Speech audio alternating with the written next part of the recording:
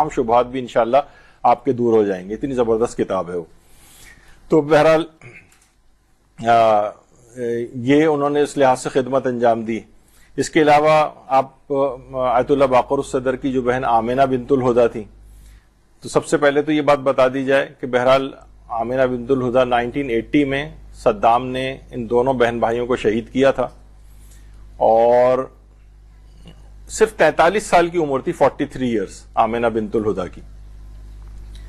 یعنی اتنے مظالم کیے تھے کہ باقاعدہ دہکتی ہوئی ایک لوہے کی راڈ جو ہے صدام خود لے کر آیا تھا, اور وہ ان کو جلانے کے لیے آگے بڑھا تھا. تو اسی وقت آیت اللہ باقر الصدر نے کہا کہ تم اس قدر نیچ ہو گئے ہو کہ یعنی عورتوں کے اوپر ہاتھ اٹھا رہے ہو, مجھ سے آ کر مقابلہ کرو. تو غصے میں اس نے اسی وقت گن نکال کر ان دونوں افراد کو فائر کر کے شہید کر دیا تھا.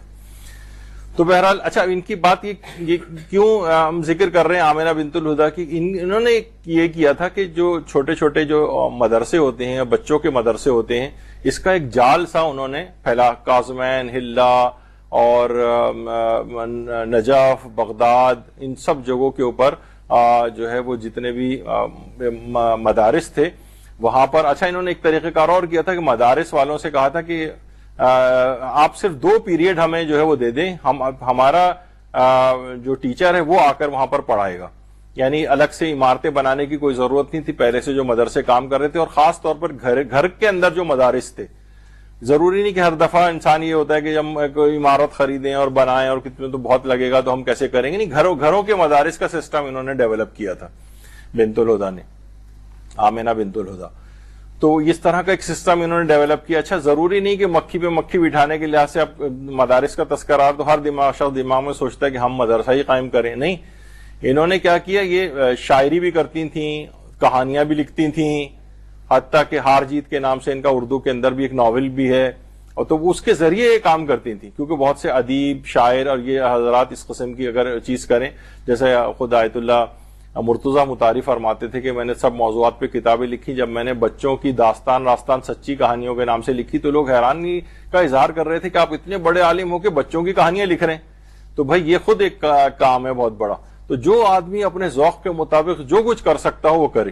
حتیٰ کہ انہوں نے ٹیچرز ٹریننگ کا بڑا زبردست انتظام کیا تھا, اور کہا تھا کہ جو بھی اداروں کے اندر بچے پڑھ رہے ہیں, ہمارا ٹیچر وہاں جائے گا, صرف ہمیں 2 پیریڈ 2 کلاسز دے دی جائیں, وہ وہاں جا کر صرف وہ پڑھائے گا. تو مستحکم ٹیچرز ان کی ٹریننگ کر کے ان مدارس کے اندر انہوں نے پرووائڈ کی تھی.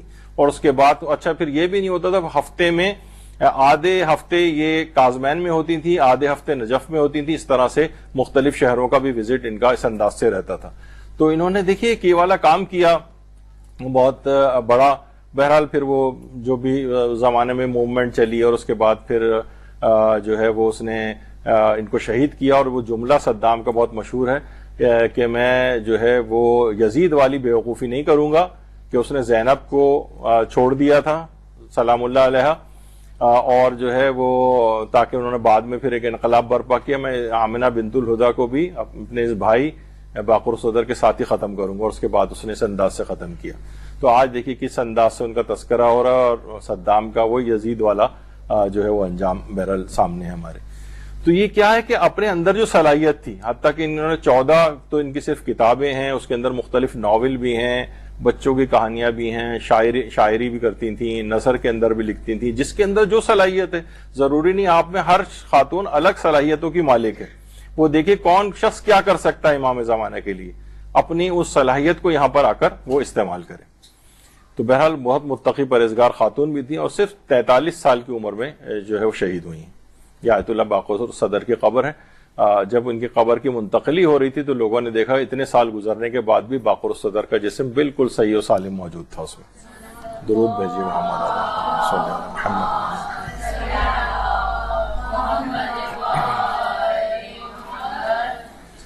تو اب کم سے کم یہ کر سکتی ہیں, اگر کوئی باہر نہیں جا سکتے تو کی بورڈ وارئر ہی بن جائیے. کہا جاتا ہے نا کہ ایک چیز ہے کہ گھر میں بیٹھ کے بھی آپ بہت سے کام آپ کر سکتی ہیں, تبلیغاتی, آپ اپنے پیجز بنائیں. بلکہ میری تو اپنی خواہش تھی ایسی